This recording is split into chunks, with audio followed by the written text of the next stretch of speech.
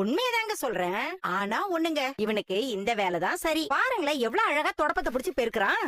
நம்ம ரூம்லயே கொஞ்சம் பெருக்க வேண்டியிருக்கு. அடுத்து அங்க வந்து பெருக்க ஏத்துறீங்களா? கொடுங்க, அங்கதான் சொல்றேன், கொடுங்க. மீனா விடு மீனா, விடு மீனா. எதுக்கு தொடப்பத்தை தூக்கி போற? பின்ன என்ன பண்றது? ஏன் கோவத்தை நான் எப்படி காட்டுறது? இதெல்லாம் உங்களை யாராவது பண்ண சொன்னாங்களா? மீனா இதுல என்ன இருக்கு? நம்ம வீட்டு வேலை தானே, நான் செஞ்சா என்ன? லைசென்ஸ் திரும்ப வாங்குறதுக்கு என்ன பண்ணணுமோ அதை செய்யுங்க. ஏன் உங்களால முடியாதா? ஒரு 2 நாள் தானங்க லைசென்ஸ் இல்ல.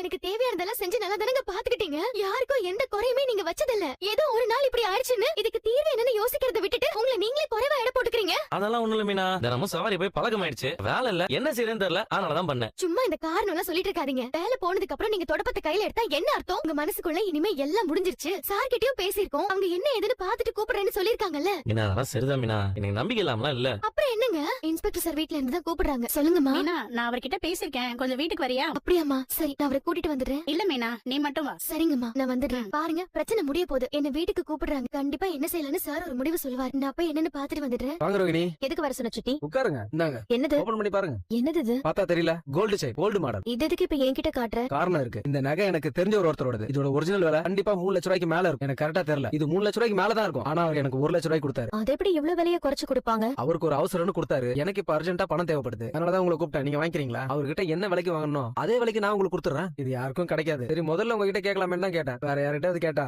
இதை விட அதிகமா கூட கொடுப்பாங்க. ஆனா உங்க